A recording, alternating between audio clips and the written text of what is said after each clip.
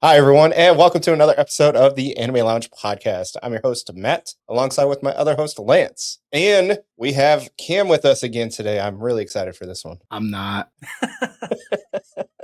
You chose this one. Because I forget. Just because I've been watching anime since whatever the fuck they aired Sailor Moon, Cardcaptor Sakura, Dragon Ball Z. Does not mean everyone was out here watching anime that long. I forget that. I mean, we have too, but you're much more well versed in different series than we are. I kept watching people not fight each other. Yeah.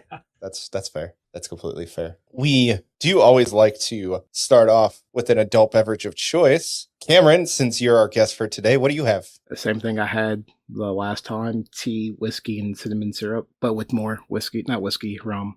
More rum this time for the pain. More rum for the pain. Got to spice yourself out. Okay. Yeah. Lance, what about you? Today I busted out some Glenlivet 12-year, and I've got a Leinenkugel's White Mocha Stout next to me as well. That just sounds like pinky up kind of drinks. Okay. Kinda, yeah. What are you drinking today? I am drinking the podcast staple, some Spotted Cow, and then I am also drinking some 45th Parallel weeded whiskey. It's been a minute since I've drank that. Feel like I need to break something a little different out for this one. Yeah, sure. All right. So, Matt, what are we going to be covering today? Yes, we are doing something a little bit different today. We are covering a movie, but it does have a manga, so it falls in line with everything that we normally like to do. The movie we are covering today is called A Silent Voice, and I have a quick synopsis for you. It is about Shoya, a high schooler haunted by guilt from bullying Shoko, a deaf girl in elementary school, leading him to become a social outcast himself. Now, as a teenager, he seeks redemption by reconnecting with Shoko, who also struggles with her past. All right. And then the rest of the AI bullshit that I'm not reading. But before we get too far, I am curious, Lance, what do you have for today's Lance's lesson?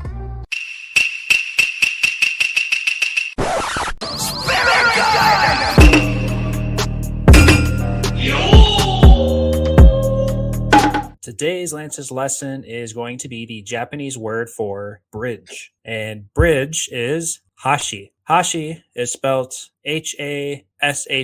And hashi is very relevant to today's episode because we have a lot of scenes that we revolve around a very important bridge between our two main characters. So we're going with bridge today. Cool. I like that one. So yeah. All right, Matt, you did mention that there was a manga for this movie. So were there any differences between the movie and the manga? NANI?!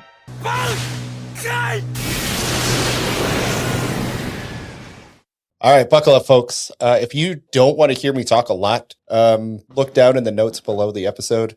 Lance will have a quick link to after the manga mentions because there's a lot. I'm sorry. I just want to apologize now. I forgot this was 7 books, and I'm like, that's not that much, and you're going to see why it was that much. Yeah. For anybody that is interested, Cameron did say there's 7 books. That is 64 chapters. To kind of put it off, there is also a chapter 0, and then for anybody that's also wanting to know, basically the movie stops at chapter 57, sprinkles a little bit of the next 7 chapters in the ending. But yeah, that's pretty much all extra stuff is the last 7 chapters. And that doesn't even include everything that they left out. No. And everything else throughout the 67 chapters, 64 chapters. Okay. Chapter so yeah, 0. that's definitely a lot. Yeah. I'm glad I had a jump start on this because it took me a minute. That was a lot. Chapter 0 covers their childhood up to Shoya saying sorry, basically. Like chapter 0 is like a quick synopsis of most of the movie. Oh. Yeah. Chapter 1, he breaks down why he didn't like Shoko. He found her creepy. She would constantly stop class to ask questions because she couldn't hear. Brought the vibes down. Terrible excuses, but those were the reasons he gave as to why he didn't like Shoko. One thing that's different They say everything that is on the chalkboard, and it says, "Congratulations, thanks for her, we won nothing. Deaf people shouldn't sing." And then one difference was when Shoko walked into the class, there was nobody in there. So she sees it, and there's nobody there. And then the 4 main bullies, Shoya and all them, come in after her, and Shoya's like, "Oh yeah, sorry, let me get this," and get it, wipe it away, kind of being a douche. But yeah. Oh, instead of the other way around, you're talking about when they were playing around with the chalkboard? Yeah, when they were on the chalkboard and had all the writing on it, it was after their basically choir concert thing. It was a contest that class won like every year. They didn't win, obviously, and they were all butthurt about it. And instead of like talking and doing a bunch of stuff in front of the classroom, and then Shoko comes in and sees it, and Shoya kind of fake tries to cover it up. No, she sees it, and then they come in after because, you know, they knew they wrote it. Okay. Yeah, it just hit different. Eventually, Shoko stops interjecting herself, and after that is when like the bullying compounded. They just started making it worse and worse and worse because she stopped fighting, and they really started bullying her. The kids that Shoya called out, they all stood up, and they were basically like, no, we stopped. We tried to get him to stop, and we didn't actually do anything. Instead of just being like, kind of being like, no, they fought and denied it a lot harder than they did in the movie. Another thing you don't see is that Shoya was getting beat up by his old friends. Like, they would actually beat him up. They would throw away his shoes. And Shoko would actually, so then Shoya got beat up by his quote unquote friends, and then they kept throwing away his shoes. During one of the fights, Shoya actually like passed out. And when he came to, Shoko was like trying to clean him off, get some blood off his face. And that was the instance in which he started like beating her instead of in the classroom. Like, it was in a hallway. Oh, yeah, that's definitely a difference. Yeah. They just kind of escalated, or they put 2 different scenes together, because there is a scene that you see where she's cleaning off his desks. Then there's another scene there's that scene that I just said. The one where she's cleaning off his desk, he just yells at her and basically like confronts her and gets in her face, and like she goes away. So they just combine the 2 scenes. Okay. So on the desk, this is actually the scene, kind of one of the scenes I was telling them, or talking about. They wrote "kill yourself" every day, every single day. They told him to kill himself. Okay. Well, that definitely plants a little bug in himself for what's to come. Yeah. Like, getting told that every day for a year, it's hard. It's mentally grueling. And for what, a 12-year-old? Yeah, I can't imagine. And so then they kind of do a little flashback type thing. And so before Shoko showed up, Shoya's friends. So before Shoko showed up, they do a flashback part, and they show Shoya and his friends like beating this bully up. Basically, the guy tried stealing or stole Shoya's shoes. They figured out who it was. They beat him up so he could get his shoes back. And then Shoya's sister, so he has an older sister, her boyfriend beat him up because that was his younger brother. Interesting. Yeah. And then another thing is you see his quote unquote friends kind of getting sick of Shoya's antics, kind of always trying to jump off a bridge. The blonde haired guy who's like, "Oh, I'm actually being forced to go to cram school." You see him skipping it a couple times, and then he starts being like, "Nope, I can't skip it anymore. I have to actually go to these." And the other one was like, "Actually, I never liked doing this stuff. I just did it because you guys were doing it," the other one. And then basically when they started pulling back is almost immediately after when Shoko showed up. Shoya's teacher pulled him away from class a handful of times to have conversations being like, "Hey, you can't do this to Shoko. This doesn't look good on you." Basically trying to be good adults. I have comments later on, but that is... Cam's like, "I remember this guy. Fuck this guy." I do. Yeah, I did not like this teacher. So it it gives context to why the teacher called out Shoya, because he had talked to him numerous times, said, quit being a fucking shithead. Yeah, I would have And much liked to see that in the movie. But then when the principal comes, he still calls him out. But it gives reason as to why the teacher was like, no, Shoya, you've been a jackass. You're at fault for this. Own up to it. Stand up. Mm-hmm. It's like, oh, yeah, no, I understand why the teacher's being a douche. Got it. Mm-hmm. Yeah, put a pin in that. This might have been something I missed. So the teacher that suggested for everybody to learn sign language, did she make mention how she doesn't know sign language herself? No. Okay, yeah, no. So she said, hey, everybody should learn sign language. And then all the students were like, well, can you teach us? And she's like, I don't know it. We're going to need somebody else to teach, because I can't do that. And they're like, well, why would you suggest it if you don't know it? And then that's when Mika, the tall girl, I'm drawing a blank on her name right now. That's when she stood up and was like, yeah, I'll learn it, and Shoko and I can talk. Okay, yeah. That's not bringing back too much of a memory whether she knew sign language as a child or not, but I feel like she did do a couple things. The friend, right? The friend, yeah. The friend knew like 3 words. That past that was like, oh, I gotta go get taught. Yeah. But so that was when she was like, okay, I'm going to try to learn sign language. And then basically was like, oh yeah, this is actually really hard, and didn't do a very good job. So she didn't know it beforehand. Okay. Yeah, that's got to be extra challenging. Yep. So we all know that Shoya was going to kill himself. Well, one of the steps to killing himself was talking to Shoko and basically being like, hey, sorry I was an asshole. And that was going to be one of the things he had to do before he killed himself. Yeah, I think that was the last thing he was going to do. Yep. I just wanted to call that out because it kind of the pacing kind of goes pretty quick. So it's if anybody misses it, that's essentially it was going to be his last step. Okay. While they were feeding the fish, Shoko's mom showed up, and she was the one that threw the notebook in the river. Oh. And then Shoya apologized as they were leaving. Yuzuru did a flying kick into Shoya's bike and said that Yuzuru and Shoya were dating, which is why Shoko were dating, which is why Shoya got that impression. And for all the listeners, Yuzuru is Shoko's younger sister. Correct. Obviously, this is before he actually knows who she is. Yeah, right. When Shoko ran away, Shoya fell over while chasing her, and she came back looking for him. So instead of like him looking for her in the movie, it's the inverse. Okay. Weird thing to change, but all right.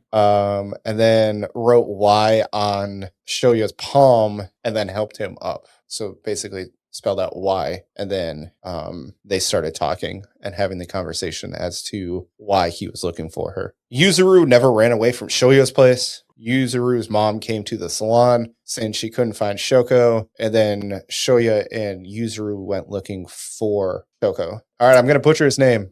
What's up, Lance? You got a... Oh, yeah, I was just going to say, like, so Yuzuru never ran away. There was never that whole scene in, like, that playground slide. Ran away from Shoya's place. Remember, basically, he was, like, sleeping on his bed, Shoya, or on the futon. Mm-hmm. Shoya woke up, and Yuzuru was gone. That doesn't happen. Oh, okay. Yeah, it's basically Shoya.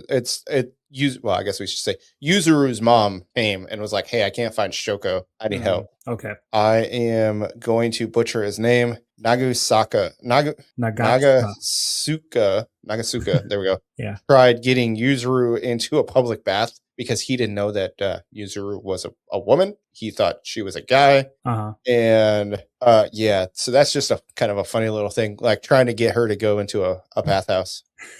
And Shoya is like trying to stop him without like being like, that's a chick. We can't do this. Like, no, we shouldn't be doing this. And yeah, it's just kind of a fun little chapter. Fun little trope. I like it. Yep. When Shoya got a cell phone, because remember, he sold all of his belongings.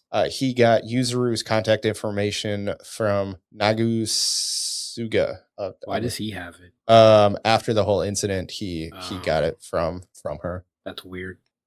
When Shoya and Shoko went looking for Sarah, they couldn't find her. So basically, the Sarah, that's the tall girl. Oh, the really nice one that they made an additional trip to a different school. Yes, Yeah. so the tall friend, the original friend. Right. She wasn't there the first time they went looking for her. So Shoya actually made an additional trip to go find her and kind of help reconnect her and Shoko. Oh, okay. Then you find out that Sarah didn't transfer. She basically just spent all of her time in the nurse's office studying and doing everything. So remember how she like disappeared? Yeah. I assume she transferred. That wasn't the case. Yeah, I thought they made Wild. an announcement that she's no longer going to be in the class. Well, she never went back to class, Okay. but she didn't leave school.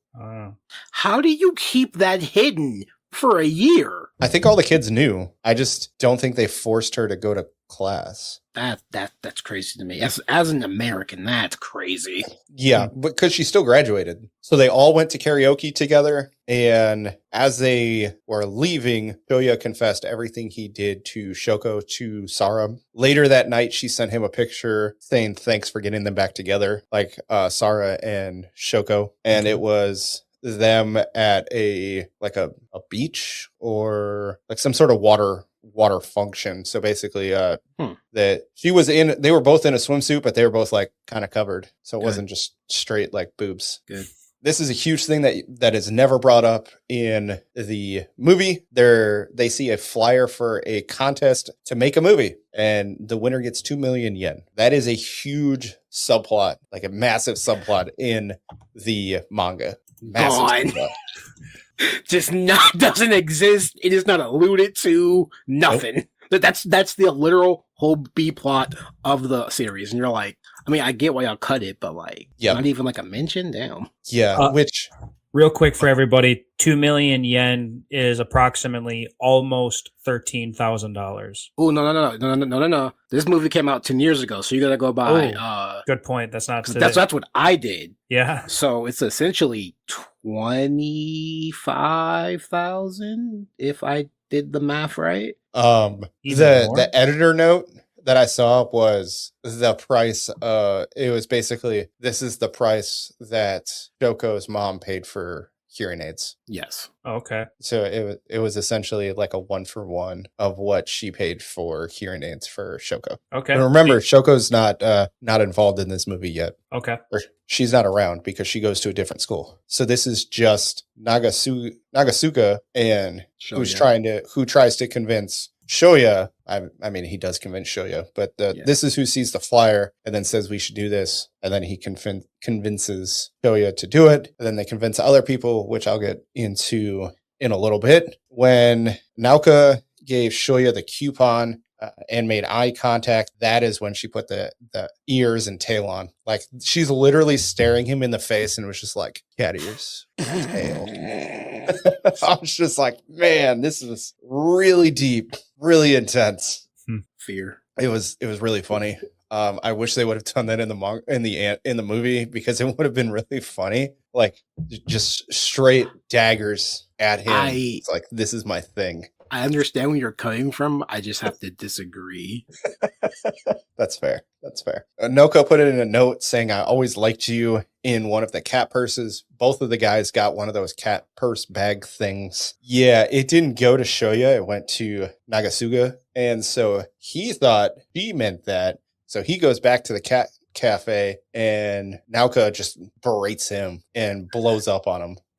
All right. So just to be clear, Naoka Ueno has feelings towards Shoya. Oh yeah. Okay. Always liked him. Okay. And yeah, that was supposed to go to him, and obviously did not.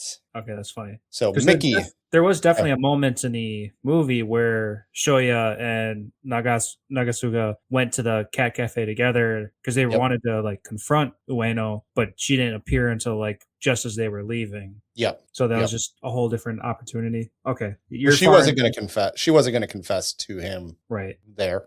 Mickey, that is the blonde-haired girl that is in Shoya's class. Miki Kawaii. Yes. I hate that name. Miki cute. Yeah. She tried giving Shoya Naoka's number, and he refused. Good. After the incident with Naoka, Shoya, and Shoko, Shoya ran into Naoka and brought her with him. She then tried to apologize and he wouldn't have any part of it. Basically, she was trying to apologize for like the bullying that she did and saying how bullying to him, not to Shoko, to him, and everything that she had done to Shoya as they were kids. Shoya got his old job back. Obviously not something they're going to bring up in the movie. They kind of do. They just show him working at the convenience store again, but that's kind of, they don't say anything. It's just like he's pushing carts. I'm like, oh, I guess he's employed again. Yeah. That's where he worked previously. Yeah, I guess I didn't put any thought into that. I just assumed that he was a kid just trying to earn a couple bucks. Yeah. Shoya sees a mark on Shoko's face when she is done with the Ferris wheel. Basically, Shoko's like, don't bring it up, don't nothing. Oh. Yeah. Okay. Yeah. Because Naoka hit her pretty good. Yeah, she did. So, yeah, it wasn't just oh, yeah, let me watch the video. Oh, yeah, she hit her pretty good. No, they knew something happened. After watching the video, Yuzuru told Shoya he should compliment Shoko. Basically, she knows that Shoya has feelings for Shoko and was kind of being like, hey, little nudge kind of thing. Because obviously Yuzuru knows Shoko's feelings. So she would trying to be a good bro, you know. Yeah. The next time that they meet each other, and that's when Shoya tries giving Shoko some compliments. So that's why he did that, was because he was kind of like, hey, told he should probably do that. I mean, I don't disagree. No, absolutely not. Well, we'll get there. After the amusement park, Shoko gave Shoya a letter to give to Naoka. They have an extra chapter where Yuzuru was helping Shoko pronounce words to confess. So, you know, when Shoko does say that she likes Shoya, they practiced that. Oh, that's why it kind of, okay, that's why she's so just upset by it. Okay. All right. Yep. That checks out now. Yep, because it didn't work. No, not even a little. Yeah, that I can see that. Shoko's mom sees Shoya at the funeral and thanks him for being Yuzuru's friend. So she's kind of softening up on him at this point. That feels wrong. You have to remember. Yeah, I know the movie cut out a lot. I'm like, that feels wrong. Just how soon it happens. Yeah, but this is I get it. Probably months later, and Yuzuru was there all the time at this point. Yeah, true. They figured out Shoko was deaf at 3, and her father said he wanted a divorce when they figured it out, stating it was because she was deaf. And then I put in a note, her dad sucks. Yeah, for real. It literally was like, Shoko's mom, this is all your fault. You caused her to be deaf. You're a terrible human being. You should basically, like, you shouldn't be allowed to exist. And you're the bane of my existence. And how dare you give me a child that's deaf? And I'm like, God damn, you suck. That's literally all I thought of. Yeah.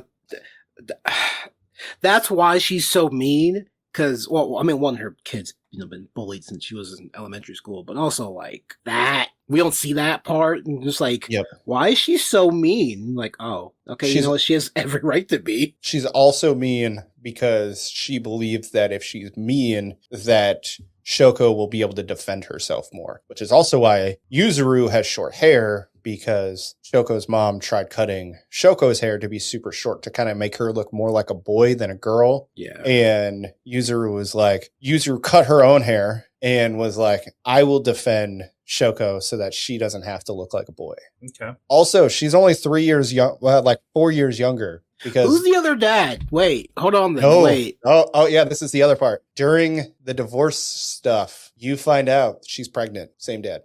Oh my God. Turned that dad into more of a douche. Yeah.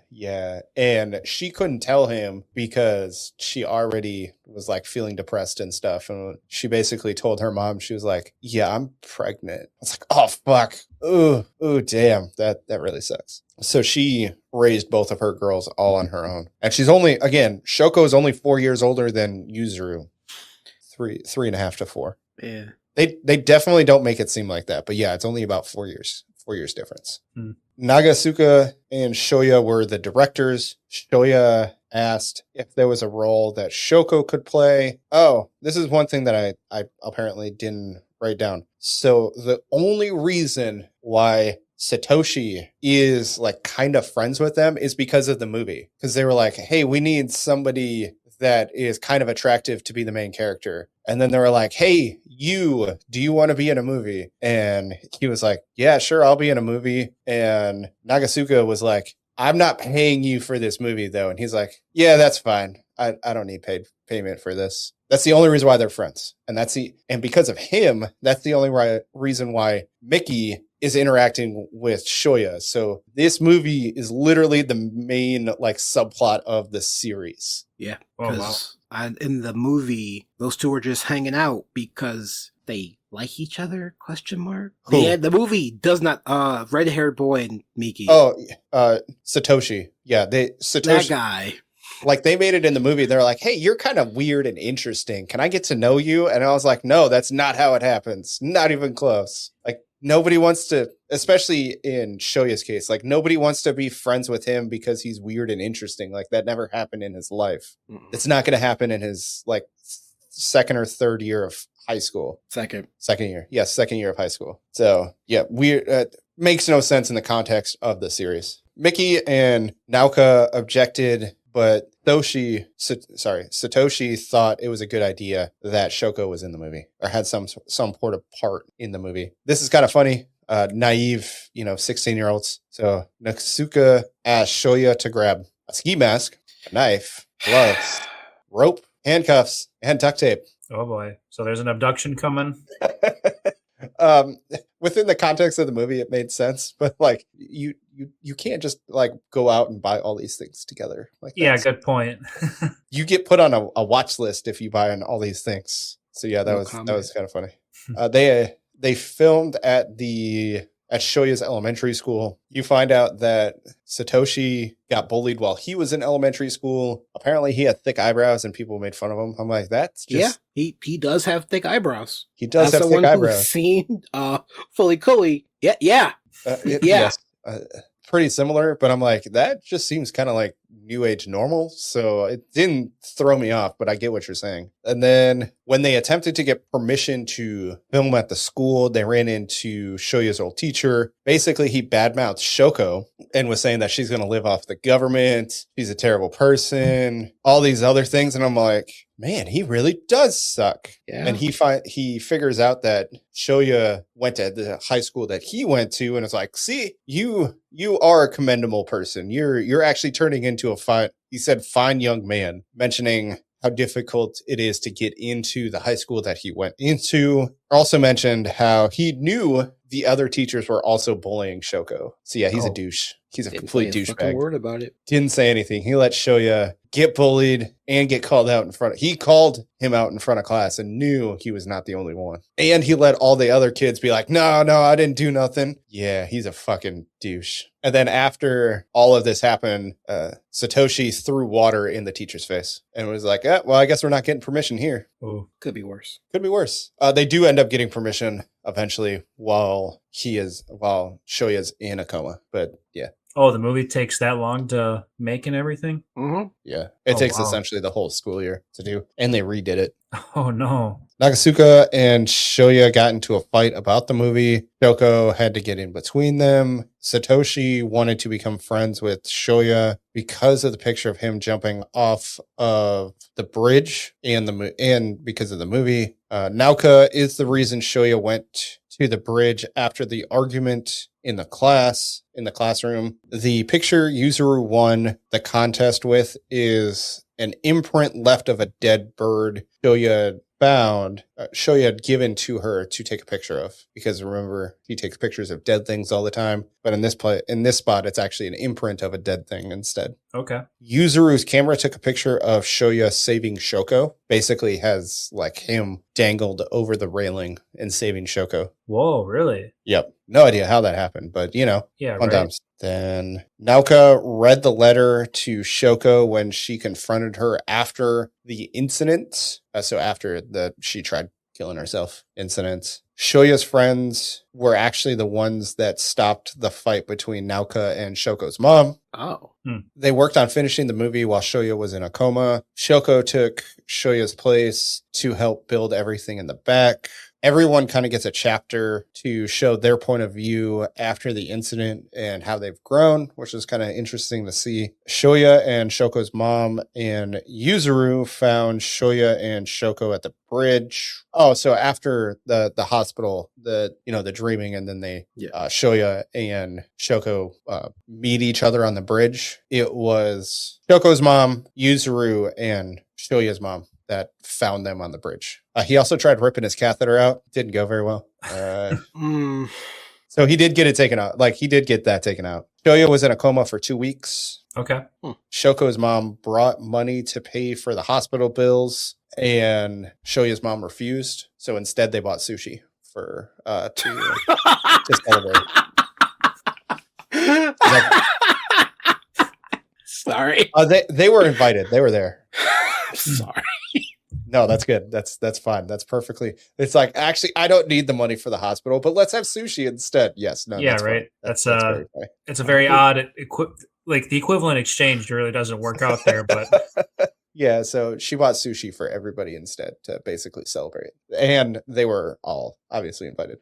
They played the movie at the school festival. So when Shoya basically injects himself, it's at the end of the movie. He's like, "This is fantastic. This was such a great movie." And everybody's kind of like, "Oh, hey, Shoya's back. When did this happen?" And he's just like, "Ah, shit." The movie was about suicide and bullying, and it was also a silent film with subtitles. So people who are deaf can read it. I Correct. remember that. God, I'm so old.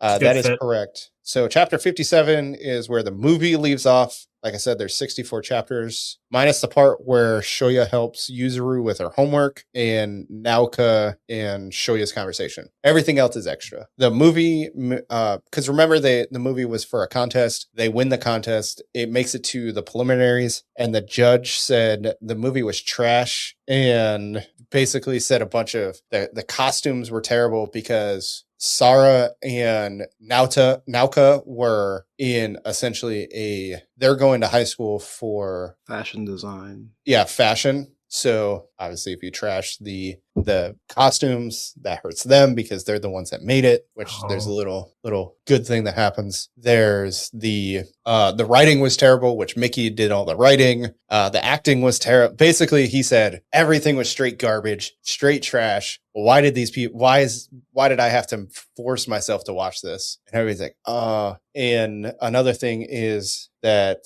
Nagasuka wanted to be a director, so that's what he's going to go to college for. So it was like right in the heart for everybody. Mm-hmm. This is everybody's dreams just getting shat on. Yes.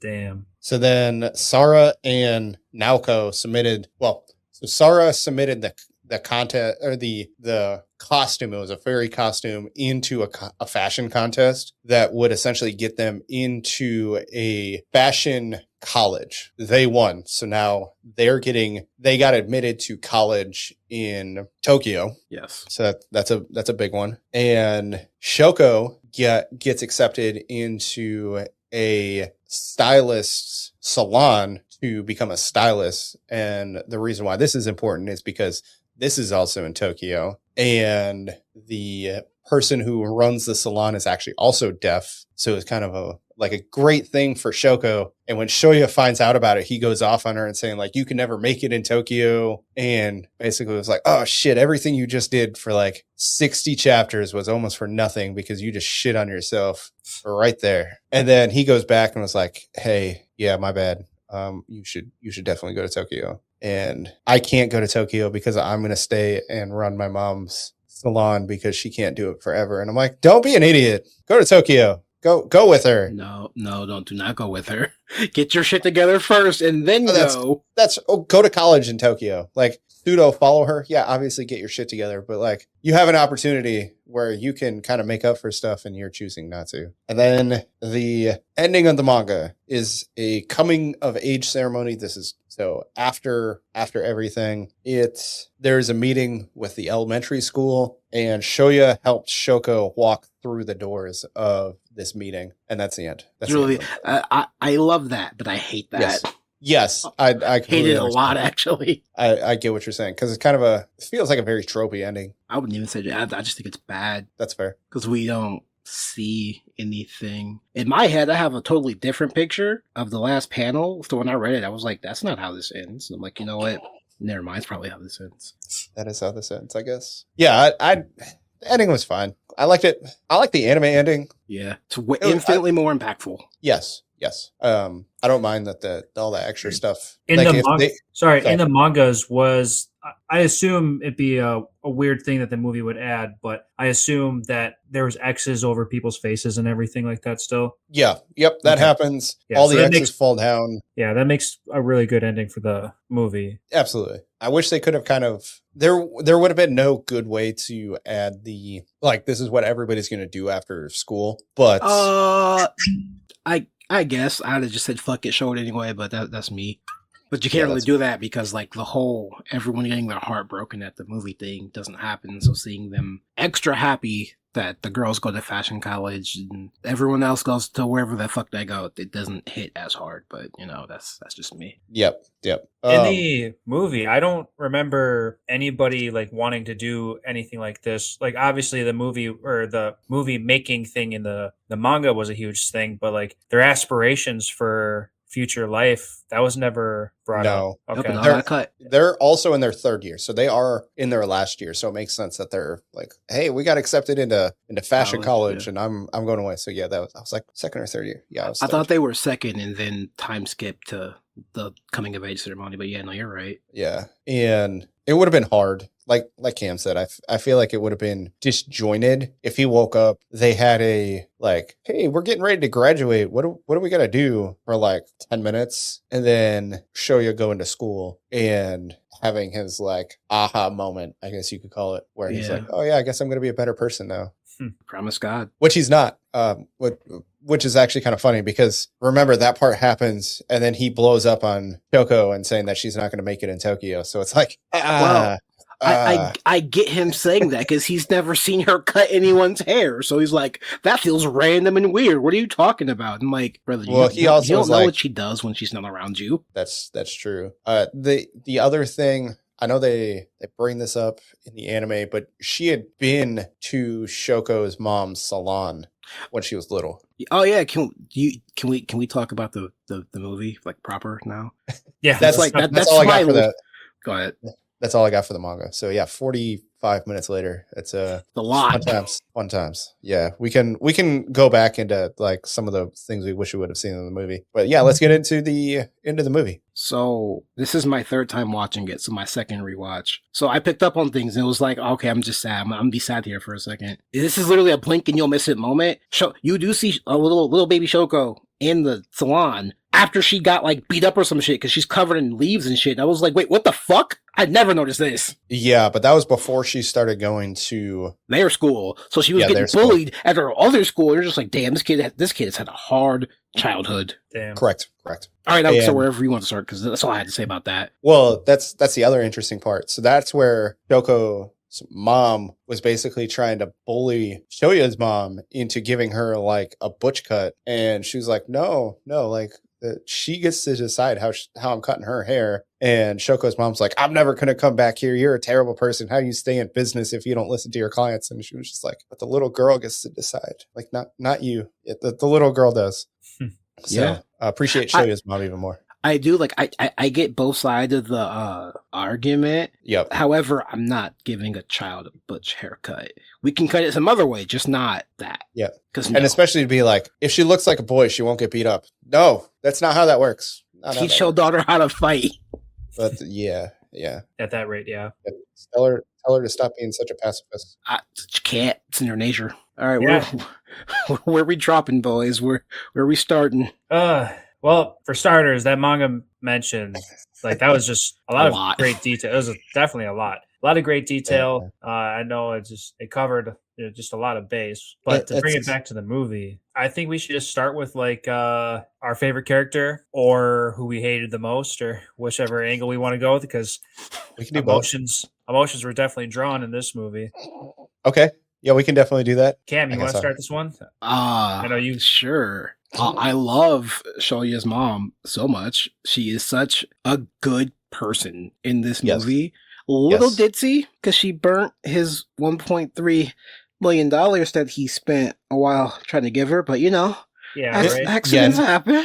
That was pretty It's just crazy. $10,000. Come on, it's okay. Crazy. Yeah.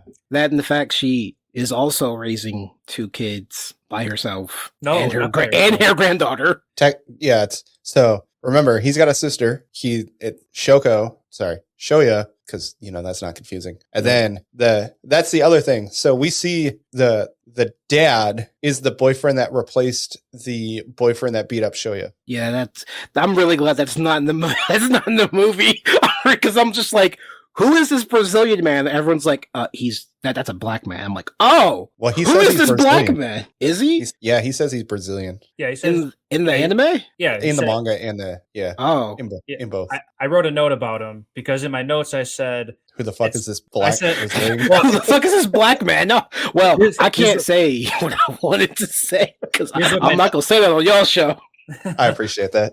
my note says it's so goddamn left field that mom is married to a Brazilian. At first I Nope. was like, damn, that younger sister is tan as fuck. And then there's the dude with no backstory. So that's the sister's boyfriend, not mom's Not mom. boyfriend. Okay. Okay. I remember seeing that someone was like in a relationship. So that baby, that younger child Maria. Yeah, is his his sister's daughter. daughter. Okay. Yes, I and was under Brazilian the- black guy's daughter. Yes. Okay. I was under the assumption that mom had another baby, but it's sister's baby. Okay. Yes. Who we never see her face, and that kind of pisses me off a little bit. Yeah, right. We don't see her in the manga either. Oh shit, really? Yeah. No, she doesn't have a face. Didn't feel like Nope. making another woman. And I'm like, yeah, sure, man, whatever.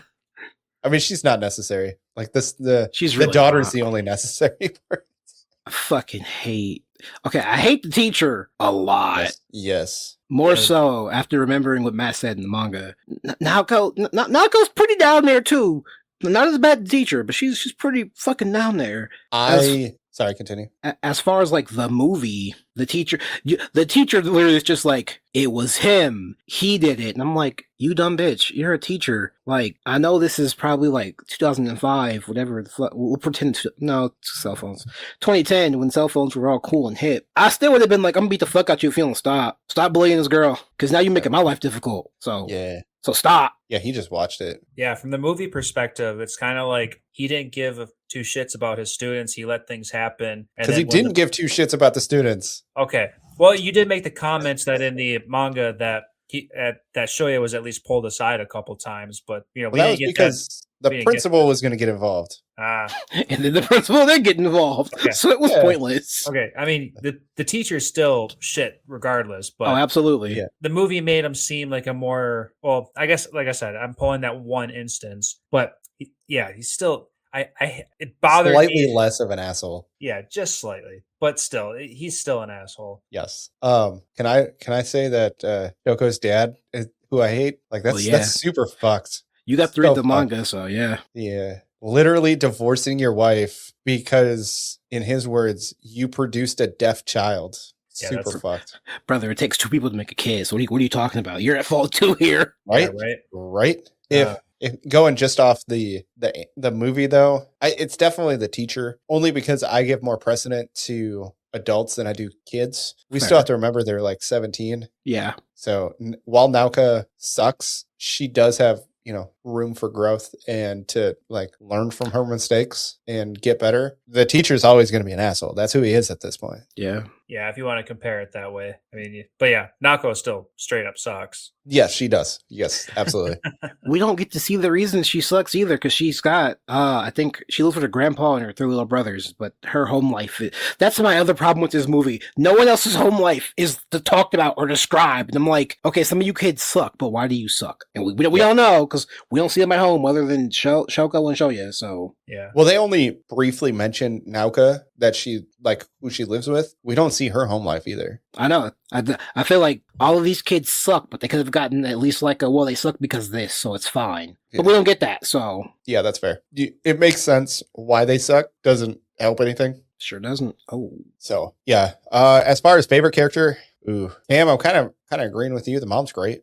Like, she's fantastic. She's a great mom. Yeah. Like, doesn't Nothing to- blame Go ahead. Shoka for, like, her son almost dying twice.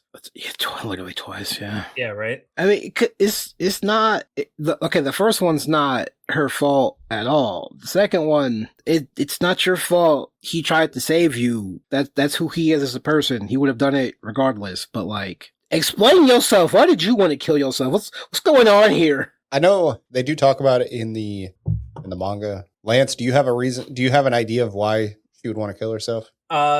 I pretty much took it as she's always been a nuisance to everybody around her. So she figured it would be better if she wasn't. Everybody's lives would improve if she wasn't around, is the way I took it. Fair. That's essentially what it is. Yeah. So yeah, you got that one pretty much on the head. Which I know she has hearing aids. Coming from somebody who is half deaf, I'm curious of how deaf she is. Because if she has hearing aids, that means she can hear. Like she has hearing because they make this is super far into medical deafness. So they make cochlear implants, which are things that attach to it's essentially an implant that attaches a box to your head so that you can hear vibrations. So if you are severely, severely deaf, you would get that. Like that is an option for me to be able to hear out of my deaf side. Not something I wanted any part of for various reasons, mainly because they drill into your skull to attach this implant. Oh, wow. Yeah. Lance is like, ooh. Yeah. And then the crazy thing is, so you understand how skin works, right? It always continuously tries to fix wounds. Yeah. You have to keep making sure that the implant can be used. So you have to continuously try to remove the skin that's trying to grow over the implant. Fun times. Wow. So yeah, no. Obviously that's not anime related, but this is a detail that I am curious about because is she like very hard of hearing but can still hear, but it's just kind of hard for her to hear? And so that she has hearing aids. They did make a mention that like she was exponentially getting worse. Yes. Like to a degree where she was just going to straight up not be able to hear, period. Okay. So that's one of those things where I understand. I also lost my hearing as an adult instead of growing up with it. I also am one of those people that's like, yeah, well, fuck, it is what it is. You can't expect children to feel that way. Yeah. Right. So I understand. I understand where she's coming from. I'm one of a majority of or minority of people that can sympathize with what she went through as far as the hearing impairment is concerned. Yeah, just don't off yourself to make our lives better. Yeah, no, that's definitely not the case. No, we don't gotta worry about that one.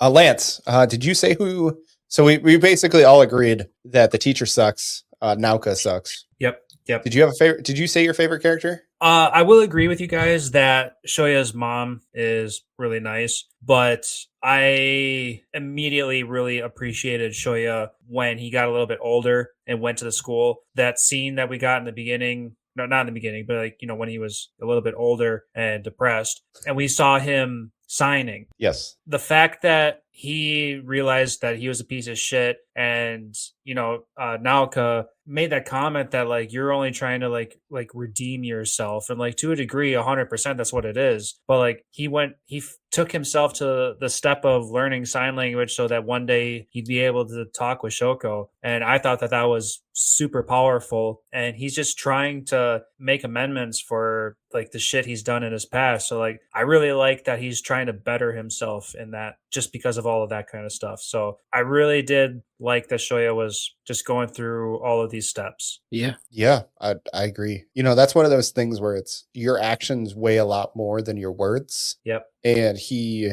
is trying to prove that he is wanting redemption for being an asshole of a kid. Right. Yeah. And watching this movie, if I wasn't trying to like casually learn Japanese on the side, I would probably consider learning sign language because that's such a niche thing. But if you could run into that person that could really have a conversation with sign, it would mean the world to them. Yeah. And plus, it's universal. Yes, that is something that's not talked about too often because most American colleges teach American Sign Language, and I'm like, hey, stop doing that. But I got my degree in 2019, so I'm just like, fuck it, I don't care anymore.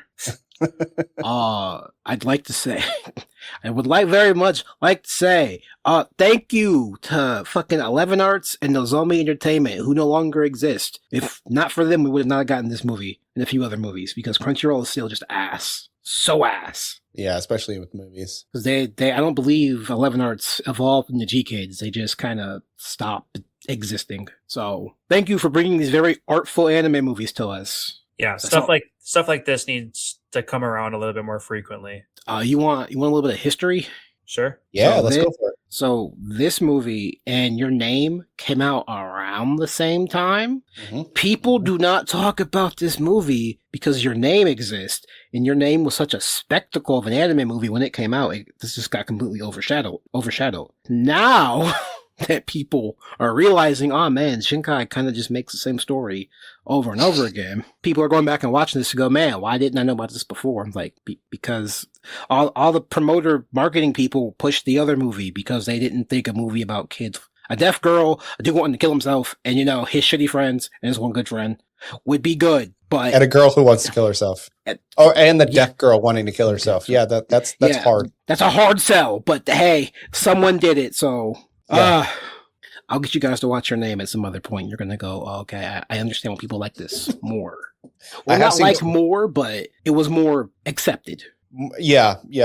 I have seen clips of it. Animation is beautiful, very beautiful. Yeah, Shinkai doesn't miss, but damn, when it comes to storytelling, we're like, brother, do something else.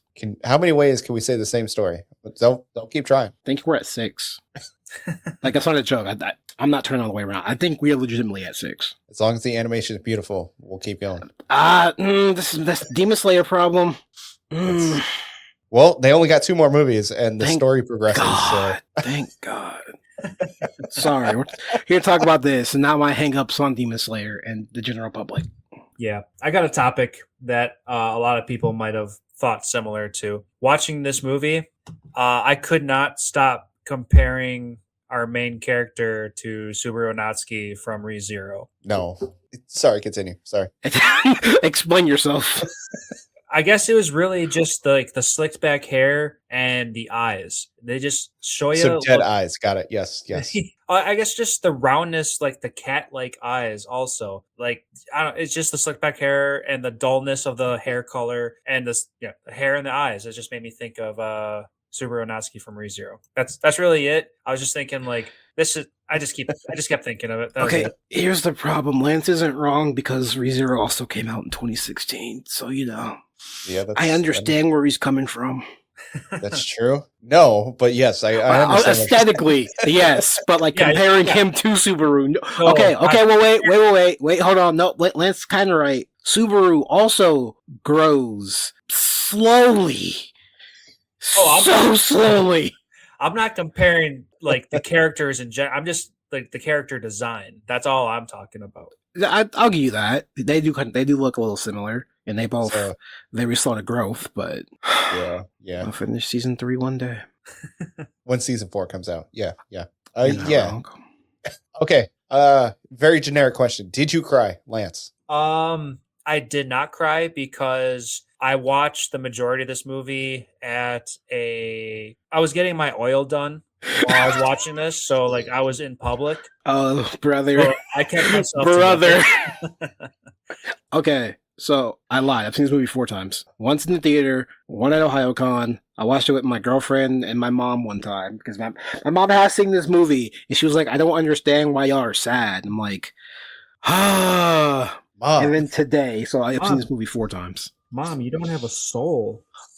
She kind of does it when it comes to like animation. She's like, they're just cartoons. I'm like, yes, but they mean something sometimes. Yeah. Sometimes. I guess that's kind of part of it. Like you have to like let yourself invest in the movie and the characters. You have to feel for the characters. And maybe for like old school adults, when they see a cartoon, like there's a switch that turns off like, oh, well, this isn't that important. So I'm not. Oh, yeah, no, 100%. My mom does that until I showed her Ancient Magus Bride. That's what clicked for her. And she's like, oh. That's the one that clicked for her? Well, y'all talked about Ancient Magus Bride before, right? Yeah, we covered season 1. Yeah, when you see fucking Chise's mom kill herself in front of her daughter to protect her daughter. Mom was like, I get it. I understand because I would do that for you. And I'm like, please don't, but I appreciate that. But she understood.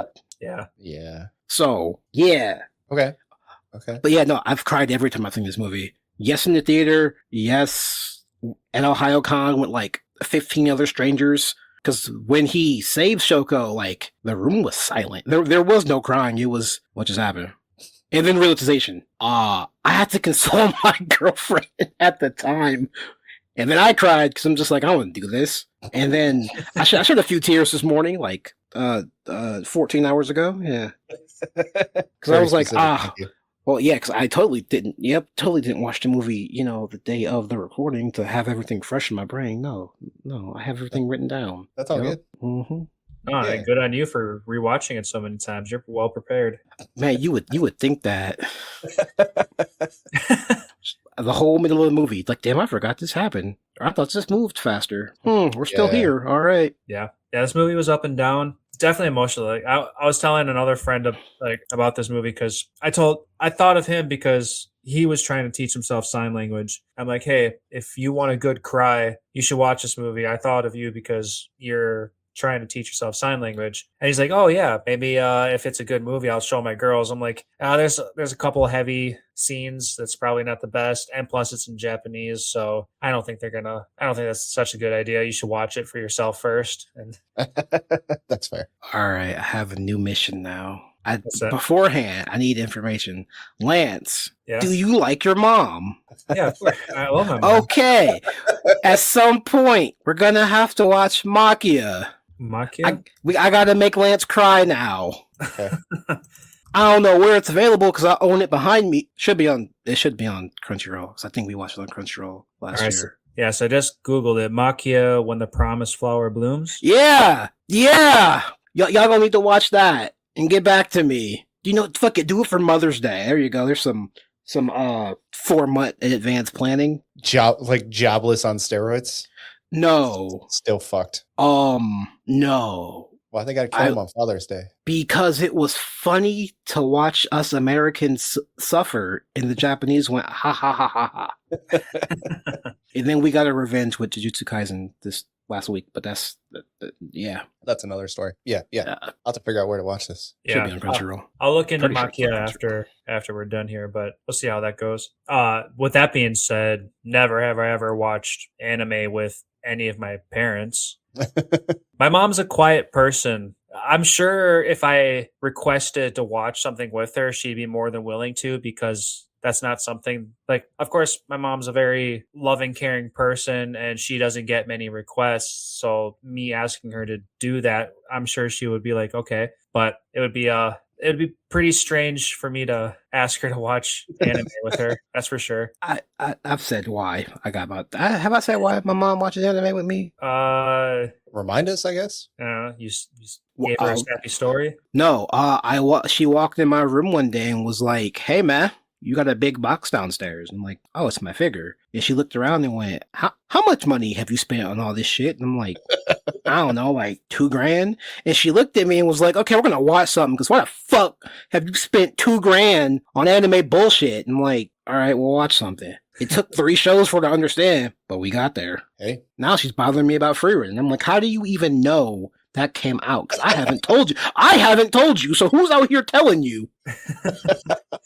Where are you getting your information from? I know where she is. It is 100% my fault, but at least she's informed. That's all I care about. That is important. Correctly informed. That's a really important part. I don't know about correctly, but she's informed. So. That's fair. Shit. Yeah. Did you cry watching this, Matt? Really close. I did not, but I was very close. I was also in public, but I was at my lunch break room at work when the incident happened, and I was like, "Oh fuck!" Which brings me up to my follow-up question, which we can get into in just a moment, because I know Cameron had a thought. I was going to mention something else about Jobless, but no, that's all right. So when Shoya hit the water, did you expect him to be fine? At first, the animation was a little weird. It threw me off. I thought for sure he hit concrete, and then obviously we quickly realized that like it was water, and then Yep. blood started spurting out, and then we still had quite a bit of movie to go through, and then I was like, oh shit, this is not what I'm expecting. We've been following this main character this entire movie, so I didn't want to believe that this was going to be the end of him. So like a scene later when we realized that he was in a coma, like obviously all that like settled out. But after I realized it was water, I guess I was relieved. I no longer thought that he was going to be dead. But at the same rate, I questioned, dude fell several stories. Yep. So like, I don't know how that might work out. I mean, he probably fell from 30 to 40 feet. He probably fell from the second floor. For real? I assumed that it was like 5 floors second up. I was gonna say second. If he fell from the 5th floor, he would be dead. Yeah, right. You're talking 15. This is gonna go into like architectural stuff. A lot of math. This is Here American. we go. Yep. This is American things, but most standard like buildings, each floor is about 15 feet. So fun times. Five stories. We're talking about 80 feet, give or take, 85 feet. Yeah, 75 feet. Sorry. So nope, definitely not falling from 75 feet. I mean, so that's why we did fall into water, but that water, I don't assume that water was deep. No, the water's not deep. And then the comment that they make at the other end, at the beginning of the series, when they say falling from 50 feet or more is essentially like falling on concrete. Yeah. That's true. Okay. So he would have had to fallen from less than 40 feet or less than 50 feet. So I'm assuming he fell from the 2nd or 3rd floor. Okay. Again, they make it seem like he fell from like the 20th story, but They sure did. Gotta make it dramatic. Yeah. Which, if you're in that incident, you're feeling like you're falling from the 50th story anyway. Mm-hmm. So I get it. Yeah. To answer your question, I'm going to cheat. Okay. I've seen this before. Okay. No, I did not think he fell in the water, mostly because of the whole animation scene with the egg in the bowl. I'm like, oh, he's dead. You don't live that. Like, he hit his head, he's dead. GG. All right, everyone go home. This movie's over. And now we're just going to see depressed Shoko for 30 minutes. Man, I would have walked out theater. I think it was only like 5. It very well could have gone that route too. Like there could definitely be a story or to make it that way. Yeah, I'm glad she didn't write it like that, but that is an option she 100% had. I personally thought that Shoya was going to be paralyzed. I thought that was going to be like his redemption for also everything a good he angle. So a really good Yeah, angle. right. Yeah, I didn't consider that one, but I could definitely see where that could have been like some form of like punishment from the gods or something like that. Like comedic justice, karma, however you want to put it. Yeah, right. Yeah, I definitely I was like, is he paralyzed? Like, because the reason why I thought it, so I definitely thought it was water, but they basically made him fall on his back. And I was like, yeah.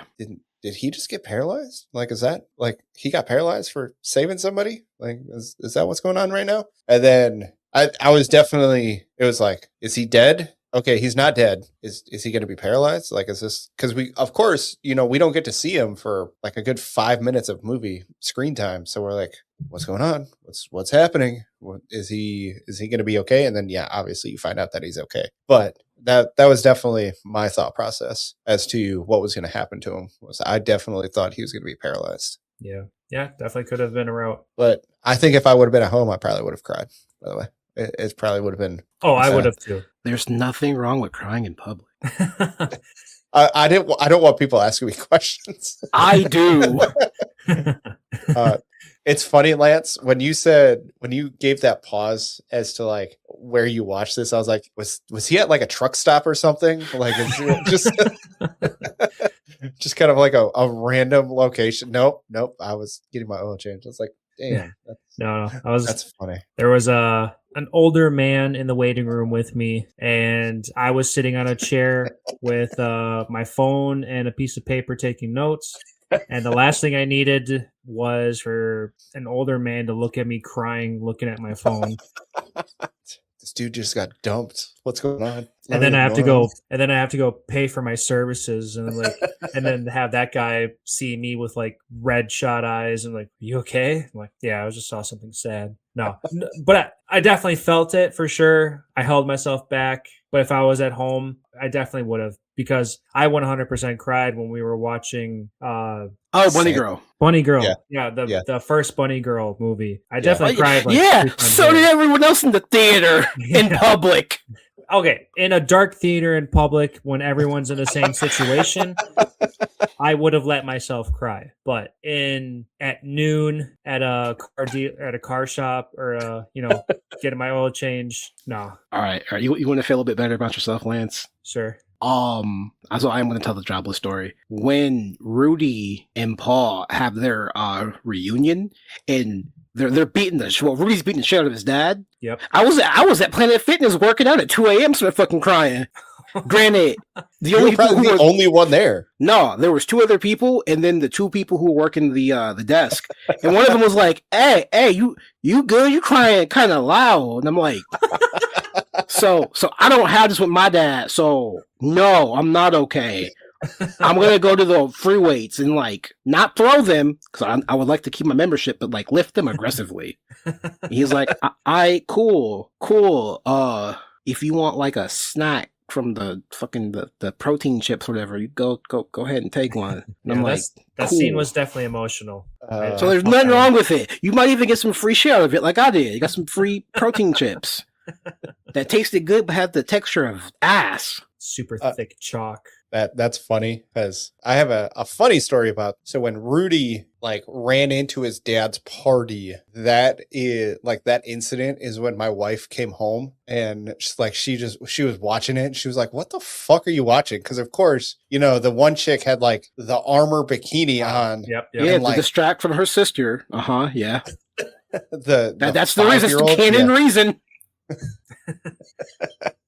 And she was just like, "What the fuck is this?" I'm like, I don't know. I can't. I have no explanation. I have the perfect out of it. Well, no, because they don't talk about it in the fucking anime. It's literally just in the book, which you hadn't started reading at that point. So yeah, no, that's fair. You didn't have an explanation. I had an explanation. I should have just been there with you, man. Yeah, it was just funny because, of course, she didn't care, but if she was just like, "What the fuck is this?" I'm like, I don't know. It was character design. I have no explanation for why she's wearing this, so that's kind of funny. Yeah, but let's get back to A Silent Voice. Sorry. No, you're good. The series was fantastic. It was very well done. I enjoyed the animation. I enjoyed the storyline. I did not expect it to be 2 hours. Yeah, 2 hours, 10 minutes. Man, I know that because I looked it up and was like, okay, I got 4 hours before work. This movie is half of that. And I started to take a shower and get ready. And then I looked outside and was like, all right, I'm not doing none of that. I'm staying home. I don't blame you. It's cold.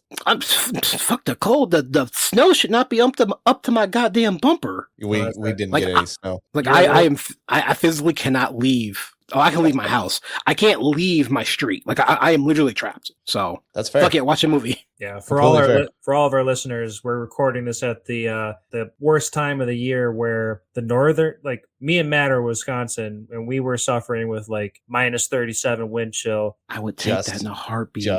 Cam is a little bit more south than us, so that he got all the snow. Ohio got all the snow. Yeah, and then lake effect, because fucking Lake Erie. You got the blizzard, we got the wind chill. No, I almost would want to say I would rather deal with the snow because you can't go anywhere. They don't plow streets here. They plow streets. We get plowed, yeah. So we're more used to it. But at the same rate, my car is about to hit its 10th year, and me too. Because of this cold, it was the very first time that my car didn't even start. So I just gotta charge the battery. It's all. That's all you gotta do. Yeah, I jumped it. Everything's back to normal now, but it took 9-10 years for it to finally not start. It was like, God damn. Yeah, I was tiling and I had to do that in my garage, and it was so cold that the water for the wet saw was freezing on the tile after I finished cutting it. Yeah. Like it was, I know and that's then it was bad, but that sounds like visually very cool. A terrible time. And then it was like freezing on the floor in my garage. Thankfully, I have drains and stuff, but I had heaters going. It was freezing. Like if I tried to step, I was like shaking all over the place because I couldn't. Straight ice all over my garage. Damn. Terrible time. My hose was freezing up, just like not completely, but it would like take a second for the water to like push itself through. Just everything in my garage was frozen. Terrible. Absolutely terrible time. And then of course, the wet saw water kept freezing too, so I had to keep like putting new water in, warm water in. It's terrible time. Yeah, I believe it. And then this is something else I saw. So the South Park episode where they're doing like the evacuation zone and then like the fucked zone where it's like everyone below here is already or everybody above here is already dead. Everybody below here is safe. Is in danger. Everybody in this line is safe. And then it's everybody in this section. Basically, they just drew a penis in the. Okay. That's probably. You remember that episode? I'm not too sure, but I wonder if that was a joke off of what they did off of like one newscaster literally accidentally did that and like accidentally drew a penis. Yep. So yeah, definitely. So it was just like I think there were fires or something going on in South Park in the area, and they were just like, everybody here is okay, everybody here is dead, everybody in this section is also screwed, and they just drew a penis, and it's like, oh man. So yeah, that was basically what happened in the United States is you get a small section that was okay, and right. Yeah. So in my notes, I have the foreshadowing is so good. I did not give one example of why the foreshadowing is good. I just distinctly remember going, okay, that means this is going to happen. That means this is going to happen. I'm like, I didn't write none of this down. Not a goddamn thing. You didn't even write down what any of the seeds were? Nope. I took 4 notes. Seeing her in the salon hurts now because she's about to get her shit fucked up because the movie, fuck Nauka. In the I think it's towards the end of the movie or in the Ferris wheel. I don't remember which one it is. Oh, the Ferris wheel. That was definitely a powerful moment. When Nauka's saying how she doesn't want to be part of the group, this, that, and the other. I'm just like, you stupid, dumb bitch. Then remove yourself from the situation. Let them have fun and remove yourself. Yeah, well, she doesn't want to because she wants to be with Shoya. That's too fucking bad. He doesn't like you. Yeah, that's a very good point because obviously Shoya is putting all of his interest in Shoko. Naoka obviously knows all this, but she's obviously going to be super jealous about all this. And then we got that video cam proof that Yuzuru put in that Ferris wheel. And then like Naoka is beating Shoka like because she thinks she's secretive about it. I guess that was the next biggest part of why Naoka's such a goddamn bitch. Like she told her, I hate you. And then she like slapped her a couple of times. Yo, shout out to Shoko's mom for seeing that and then going, I'm gonna beat the fuck out this kid. I was like, hell yeah, kick her in the shin. Yeah. Yeah. It's Naoka basically believed that if Shoko wasn't around, they would have a chance to be together. And that's not saying it's okay. I'm just saying that was her. I'm assuming that's her thought process. But that's another thing that I'm confused by. Yes. Why did it? Y'all haven't spoken to each other since who the fuck knows how long? Why did it take you seeing him with her to go, fuck, I like him? You could have seen him at any point in this time and you chose not to. Bitch, if you don't fucking go somewhere, I swear to God. She lived not close. Far from him. Yes, they all live near each other, except Shoko. Shoko lives a little far. But that's neither here nor there. Yep. Yeah, that's all very good points. Obviously, a lot of time has passed by, and then Naoka feels like she's got regrets for making fun of him and being an asshole to him instead of just confessing her feelings at a young age, because that's what most people do. Not really. I get it. She's a terrible person. She's an asshole. Again, teenagers. So yes. Okay, but the other teenagers in this show aren't that bad. Right. Red hair boy is kind of weird, but that's fine. Yeah. Green grape hair is too clingy. Also, isn't he rich? Isn't he like not a spoiled rich kid, but isn't he a rich kid? I feel like the mom that mentions he's a rich kid. You are talking about Nagasuka. Yeah, green grape hair.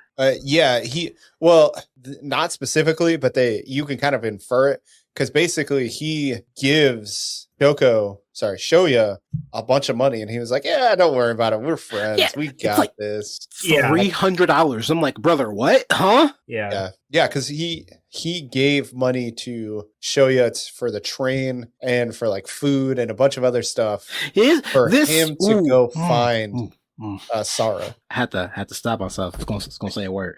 This stupid grape-haired motherfucker was like, yeah, the train, food, the Love Hotel. I'd have kicked him on the tracks. He got kicked on the train tracks. What the fuck you mean, Love Hotel? We're not doing that. It's like, what do you mean you're not doing that? It's like, and I'm like, I bullied her as, you know what? I'm going to bring up my friend's point because my friend does not like this movie at all, despite all the good things about it. She was cool with it up until the end, where she literally went, I like this movie, until I realized it just kind of proves it's not the good. It reinforces the fact that if boy is mean to girl, it means boy likes girl. And the fact she's like, I like him too, even though he bullied me. She's like, I don't fuck with that. And I went, you know what? That's a valid viewpoint. Yeah, but he didn't like her to begin with. He just like grew up, and that's not why. That's not the reason. It's the fact that Shoko likes Shoya, even though she bullied him and made her life hell for that 1 year. Why do you like this boy? She's just a good-hearted girl. Fuck that. She's best girl. As an adult, fuck that. Shoya's mom is best girl. Yes. That's very true. The only thing is, Naoka tried bullying Shoya, and it's essentially reconfirming the same thing. You know, I'm going to bully you because I like you, and I'm going to kind of try to be around you and be loud and obnoxious so that you notice that I like you. And she was doing it to him. Yeah, and it didn't work. So I was like, Shoka, what the fuck's wrong with you? I think it was the incident in which he told her to fight back and that he wanted her to show emotion. Not that, and I think that was kind of like a catalyst. And then everything else after they re-met, because Shoko didn't go looking for Shoya. So if he showed, hey, I learned sign language. I kept this notebook from elementary school that, I showed how much of an asshole we all were to you. But I held on to this forever for you. And now I'm going out of my way to try and make amends, is really what his ultimate goal was, basically just to kind of apologize and say sorry. Yep. That's the first person that's ever done that to her. I can understand why she would develop feelings for him, because this is the first person that's ever actually taken the time to show that she means something to her. Yeah. I get it. I don't like it. Because I do kind of, I agree with my friend a little bit, but at the end of the day, I'm just like, he is making amends. He has seen the error of his ways. It is hard for people to change. They can, but again, it's really hard. So what? Good for him. It's also been 6 years. People change. Sure. People who want to change. There you go. There you go. Because, I would have been like, cool, sorry, get the fuck out of my face. And just kept going. But, that's me as a jaded 30-year-old. So that is completely fair. I'm forgetting the tall girl. What did the tall girl do in this movie? Sarah? Yeah, what did she do? Nothing. She reconnected. She was an additional friend. That's all it really was. It was just another emotional aspect to throw into this, to bring back childhood memories and reconnect everybody and forgive and blah, blah, blah. It don't hit how it's supposed to. She does play an important part in the manga. Yeah, that's my thing. I'm like, I feel like they cut a little too much. But the only thing she really did was be a part of the movie, extra. The only thing she did was a part of the movie. What's up, Lance? Seeing that he said, cut too much. Seeing that this was a 2-hour movie. Yep. And with your manga mentions being 60 chapters long, this could have easily been a 12-episode series. So would you guys have rather this movie or a 12-episode series going panel by panel, or not, being a little bit more true to the manga? Do you think the movie was good enough, or would you have preferred a full season to do everything? Give me 20 extra minutes in this movie and give Kyoto Animations another $75 grand to animate that 20 minutes, and I'd still take the movie. You still satisfied with the movie? Yeah. That Go ahead. I get it. I'd probably 20 minutes is probably enough to just give, because if they could have figured out a way to integrate the movie just to give all the extra characters like Mickey and Sarah and Nauka just some additional depth to the characters, it would have been better. So yeah, I'll give you that. 20, make it a 2.5-hour movie instead of a 2-hour movie. Also, Lance, 12 episodes is 5 hours. Yeah, but I would want 5 hours. That's fair. But to be fair, at the same rate, if we're producing a movie, animation-wise, I'm sure companies could be like, okay, well, we can exaggerate a lot of extra stuff, and we can throw in all these extra details. I could definitely see how they could have made this a 12-episode series. Yeah, because 12 episodes are generally 40 to maybe 60 chapters. Right. So it could easily be 12. They would have 100% gone into more of the conversation with the teacher. They would have integrated a lot more of the series. Right. I think this would still be a good movie if they would have just put in the main subplot of them making the movie. Right. Yeah. Yeah.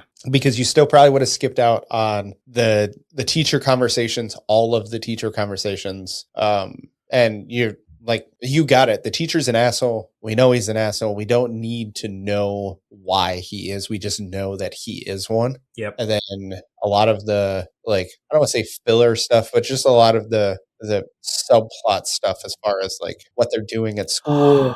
Oh no. I have something bad to say. That's fine. So the younger sister, whose name escapes me, Yuzuru. Her, she has a death dream about her grandma, and then her grandma dies. Yep. That did nothing for the movie. Correct. Grandma dying didn't do shit. Now I feel bad because I'm like, man, this is like really emotional for their family because they just lost a family member.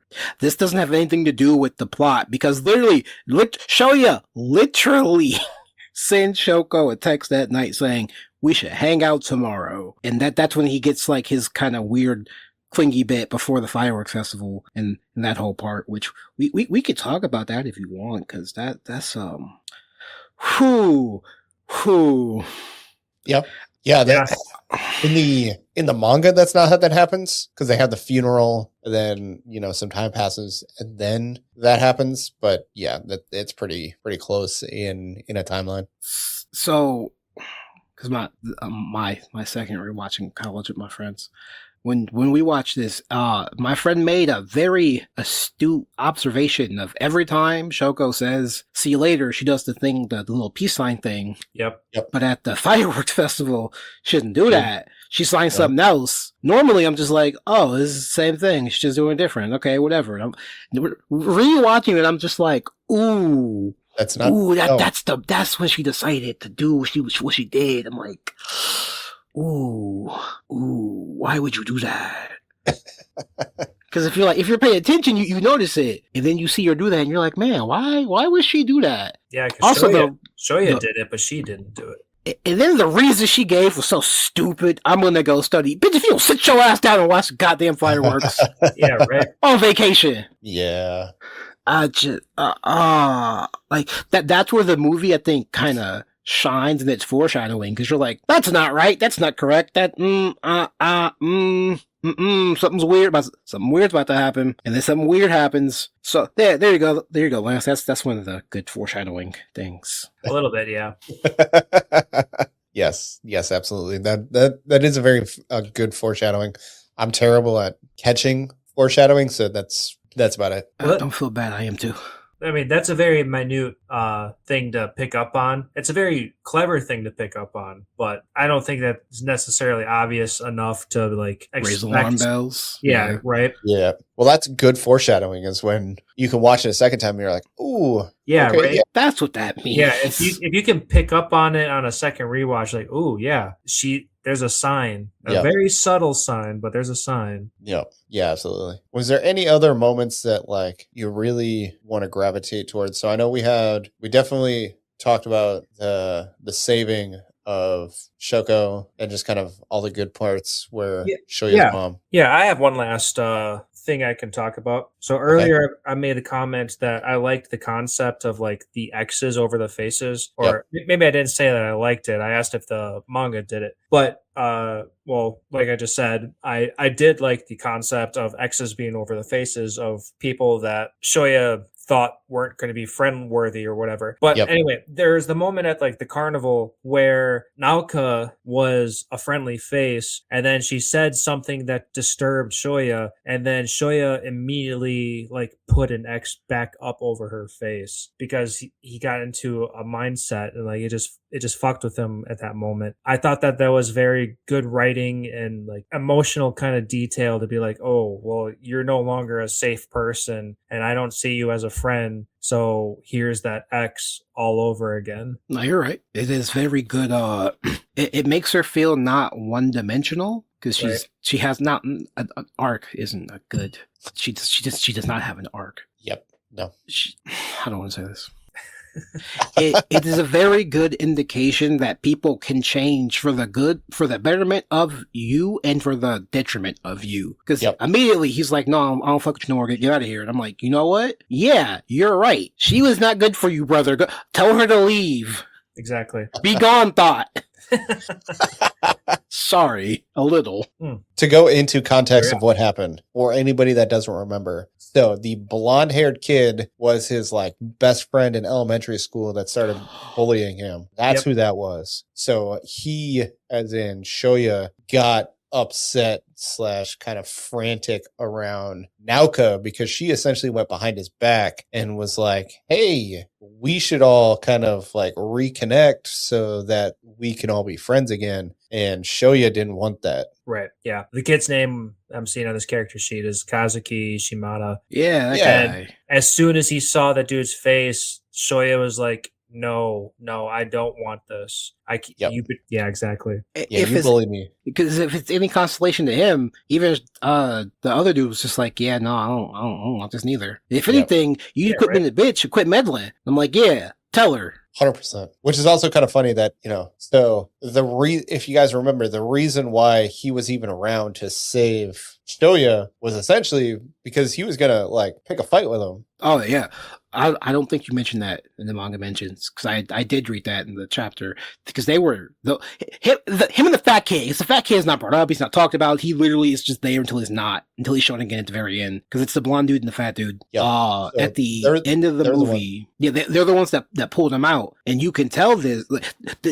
She didn't have to say they pulled him out. You can see it because they're there after the sirens and their clothes are wet. So you can kind of infer, well, no one else is wet besides those three, and one of them's half dead. So, okay, they did something. So, yeah. But for, not paying attention people, having her go, it was them. It's like, oh. And she also talks about how she, as in Naoka, says that they noticed Shoya and were gonna basically like heckle him, give him a hard time, kind of be assholes to him. So they wanted nothing to do with him. Yeah. So at least it a little bit redeems those two for the simple fact that they just didn't watch some guy float in a river pond stream thing and die, but they weren't going to be nice to him. Yeah. All in all, Lance, would you recommend this movie to people? 100%. After I watched this movie, I immediately told another one of our friends about this movie. And just because of that, I would recommend this to other people. If you're ready for something emotional, definitely. If you want to see sign language portrayed in anime, go for this. Or if you want some kind of like learning lesson out of bullying, this would be a nice learning lesson kind of thing. But yeah, definitely recommend this. I did not expect this movie to pull so much out of me. Fair. Good point. What about you guys? I mean, my answer's very obviously yes, because I told John to watch it. So yeah, right. That's true. That's very true. Yeah, I completely feel that. I would definitely recommend this. My only gripe for the whole movie is I wish they would have narrated some of the signing more. Yeah. I turned on subs just for that reason. That's a good idea. Like, I wish it's like, Shoko can't speak good, so we're just gonna subtitles. I'm like, thank you. Oh man, I didn't even think about doing that. Wait, man. did you guys watch this in English? Yeah. There's an English version of this? Yeah. Oh, the version. Okay, the source I had, actually, I had two sources that I watched, and both sources were Japanese only with subtitles. So I watched this in Japanese. So you got subtitles. You got all the English for the signing. I apparently the only person in the dark. Well, you read the manga, so you had a bit of an insight. Yeah. When she's giving him the fucking the things that go in the garden, and she's telling him she loves you. I was like, wait, okay, love is a bit strong, girl. Like, calm down, calm down. Yeah. But like, you don't see that if you don't watch the subtitle version. You're like, she's saying something. Yeah. Yeah, it was love. Yeah, I got that, but I rewatched it a few times. I'm like, what did she say? Is that what? Yeah. So it took me a couple rewatches on that one to understand what she said. Because I won't say they prioritized the dub, but they kind of pushed it over the sub over here. Yeah. But watch it with subtitles. We were like, oh, yeah. I think it was English dub with subtitles at the showing at OhioCon. That would be fair because sign language. Yeah, I have a distinct memory now. Yeah, because everyone was complaining about it at first because they're like, I don't want to watch a dubbed anime movie, and I'm like, all right, get the fuck out, leave. I will say I did not watch it with subtitles, so sometimes they narrated or they subtitled like what she was saying, but not every time. Got you. Okay. I bet you if I watched it with subtitles, it would have obviously been that way. So it's just kind of some context stuff. The manga did not always explain what she said because obviously you can't sign an entire language in one panel or an entire sentence in a panel. Yeah, you can't show every single hand motion. Yeah, so sometimes they would just kind of leave it to show you to respond. And I was just like, oh, okay, that's just gonna be what it is. Okay. Yup. Sorry about that, Matt. Yeah. You can blame fucking Netflix for taking it off streaming. Yeah. Okay. Thank you, Cameron, for suggesting this because I never would have watched this without your suggestion. So I do appreciate it. It was really good. I really enjoyed this. Got you. Only the best. Okay, not only the best. Only like close to the best. Because there is some trash I like. I do like 100 Girlfriends. I'm not gonna lie. That is, we've talked about this. It's something. It is something. It's so good. Just don't think too hard about any of the relationships. Just don't absolutely do it. Not. Especially what is it? 3 and 5 or something like that? 1 and 6. Yeah, that's what it is. Oh, yeah. Well, I mean, yeah. I'll tell you after. Yeah, and you can't tell me it doesn't get. Never mind. I know. No, it does. No, it does. It does. Yeah. All right. Before we get going, Lance has his Pokemon quiz. I know Cam did fantastic for us last time. I got 2 out of 3. That's all I can do. That's fantastic. Hopefully this time around you can also do good for us because apparently I am not good at this. All right, Lance.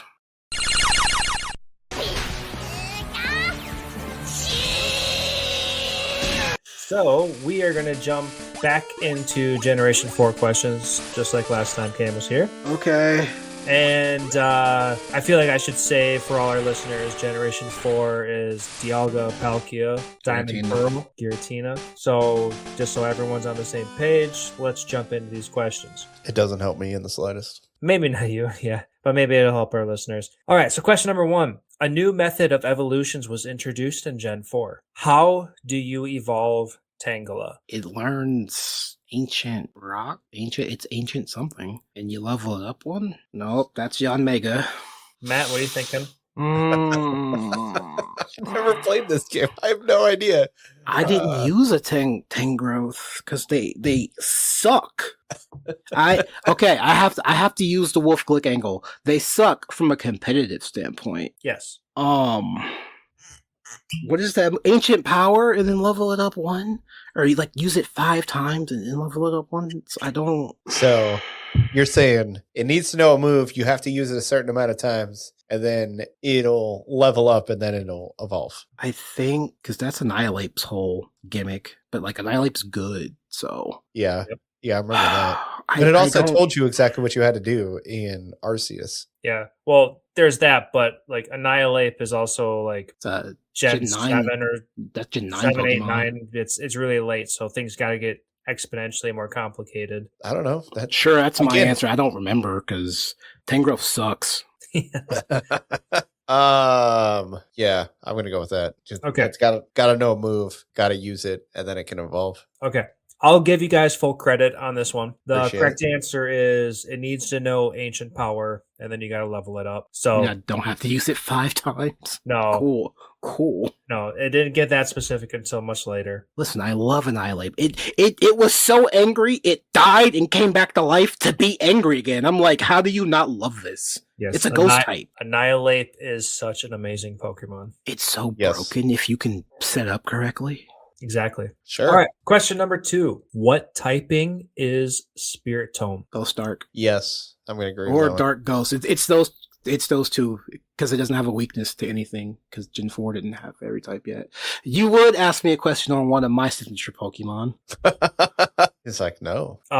Well, weaknesses are still involved in all of that. It doesn't have any in Gen 4. Wouldn't Ghost be? Dark type is weak to bug, and Ghost isn't invulnerable to bug, so that's still a weakness. I know Spirit Tomb doesn't have a weakness in Gen 4, but it gets weak to Fairy in Gen 6. No, Spirit Tome is 100% still. I understand why it might sound like that, but Spirit Tome does have weaknesses. We're gonna have a nerd off going on right We now. are going to have a nerd off going on.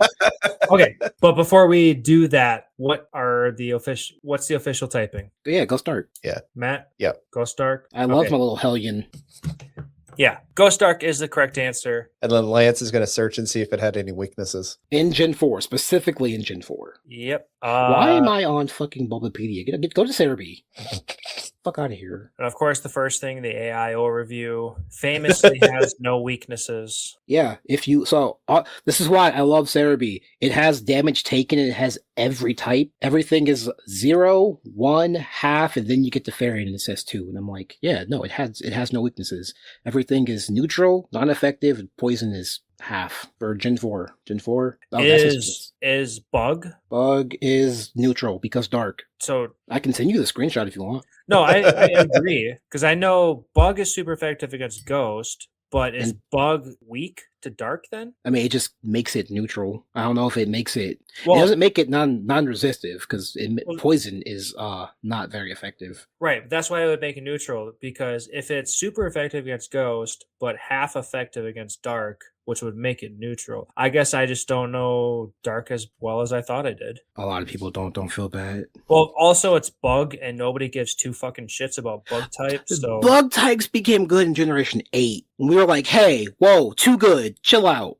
It's like we gave it terrible typing for 9-10 years. It's fine. That was their defense. All right, so yeah, that's all right. Here's the fucking love. That's how that cookie crumbled. Okay, yeah, good job on question number 2. Question number 3: what level does Shinx evolve at? 12. It's either 12 or 16. I don't. It might not even be that. I don't fucking know. Ooh, can I phone a friend? Can I go scream at my cousin? No. Luxray's his favorite Pokemon. He has to know. Just mute it real fast so he doesn't hear. 12. I'm going to say 18. Okay. You guys are both wrong, and I'll say it is in between both of you. Okay. 15? Oh man. Like literally in between? We'll go 14. Okay. Both good guesses. Both wrong. Cameron's correct at 15. Oh, nice. I'm just like that. It's too early to be like a nuisance. Yeah. Yeah. Yeah. Shinx evolves Also, at 15. Oh, and because then, it's not technically a good start Pokemon because the first gym leader is rock type, so it's just like punch. yeah. And I remember when Shinx was introduced, you got Shinx like goddamn early. Yeah, it's like a Route 1 Pokemon. Yeah, he was very early, but he was still a reliable Pokemon, especially for electric type. Oh, no, absolutely. I know I kept mine mine the entire game. I did on my first playthrough. I did not my second. It should have been Ghost, or not Ghost, should have been Electric Dark. I don't know why they didn't do that. Ooh, yeah, Luxray Electric Dark. That would have been so much better. And the fucking Legends not Arkansas, Legends ZA. I gotta think of a good pun for that one. It should have had a Mega Evolution for Electric Dark. We know why it didn't, but that's 100% where my mind went to. If he had a Mega Electric Dark, would have been great for him. Man, those Megas are something. Or if they wanted to do a gender difference, like maybe the male was like super strong and electric, and then the female was dark electric. I don't know. That'd be Either cool. if they split it or if they just like separated it in any way. I just love the concept of dark. I think that would have been fitting for a Luxray for sure. Yep. I'm Yeah, kind of absolutely. glad they didn't touch it in the ZA. I'm also glad they didn't touch Flygon either. I know people really want to Mega Flygon, but after seeing the Megas, I'm like, you know what? No, it's a good I thing. saw it. It's a good thing. Flygon didn't. I saw so much shit on Facebook. I thought for sure Flygon got its Mega, but I guess No, not. Okay. People were mad. Dragonite got one, and it looks the way it does. I'm like, it's fine. It's meant to appeal to women, so it's fine. It's whatever. If that's the case, then okay. I don't think he looks awesome, but it's whatever. It's just cute and doofy. That's about it. True. But yeah, that's my Pokemon quiz for today. So They got 2.5 Cam, you did a good job today. for once. Hey, no, that's 3. That's 3. We get That's 2. three. Okay. You are right. That is all. That's 3 for 3. We got a clean sweep today. All right, it will never happen again. You You know what? Next time I'm gonna quiz you. Oh yes, please. I would very much appreciate that. Challenge me. Well, we can talk about that later, so I don't make it overly complicated. I mean, I'm not. You don't. Whatever. We can talk about it. We can make it a best out of 5 or something. That's fine. We can talk about parameters or something like that. But Okay. yeah, I'm totally down to take Pokemon quizzes, test Cool. my own knowledge. Cool. That's good to know, especially because, oh man, I mean, Cameron, I think you and I, mainly you, have a pretty good average. Ooh, I can't say that on y'all's podcast. I can say it on mine. I can't say it on here. I have a man, what's the best way to say this without getting canceled? How certain people feel about trains is how I feel about Pokemon. That's how we say that. Okay. No, Yeah, I totally. Yep. I love Pokemon too. Just God, I wish it was better, but that's a whole other conversation. but not to the trains aspect, so it's okay. Yeah. You know what? You're absolutely correct. Thank you for that, Lance. I appreciate it. Thank you very much, Cameron, for throwing me on your back. I got you, dog. You're not that heavy. Before we go, I know, Cameron, you have something super exciting going on. I want to hear about it. So I think it was when we talked about slime, my first time being here. But I have an anime movie podcast called the More Than Miyazaki Podcast, a podcast where we talk about anime movies not directed by Hayao Miyazaki because he's mean. Effectively, people were praising Ghibli so much right before The Boy and the Heron came out, and I'm like, guys, there's other anime movies out here. Like, yep. People are like, nah, Ghibli or nothing. And I am here to tell people, hey, there's other good movies other than Ghibli movies. Well, it's mostly Miyazaki movies. We're going to talk about one Ghibli movie at some point. Okay. But yeah, come join me and my friend Deanna, where she knows nothing about anime movies. Like, nothing. So It's worse than mostly Lance and I? yes. Yeah, right. She has never heard of the movie we just talked about, even after her ex-boyfriend, who loves Kyoto Animations, people that made the movie, still has no idea. She'd never heard of it. He talked about it before, but she just never registered. So yeah, our first episode is about Words Bubble Up Like Soda Pop. It's Meet Cute that's on Netflix. So if you want to watch that and then come listen, you can. If you want to jump in blind, come hang out. You get to learn about anime movies. Awesome. Can't wait. Definitely want to hear more about anime movies. Yep, and we'll have his detailed information in our description. So I got you. I have to write that out. yeah, right. It's a long Japanese word for all of us Americans out there. So that information is in the details, so you can find a link there. And with all of that being said, this will conclude our conversation for today. Thank you everybody for listening to us this far. Please make sure to give us a like and a follow on whatever platform you are listening to us on. If you would like to be updated on anime news, please follow the Animes Show on Facebook and Instagram. And me and Matt are going to start our season 2 of D&D Noobs coming up within a relatively short time. I'm in the process of writing the entire story, so we'll be getting that going. So if you guys can give our season 1 material a listen, that would help us a lot, and I would feel very grateful if you did. And until next time, we will see you guys Later. Have a good one.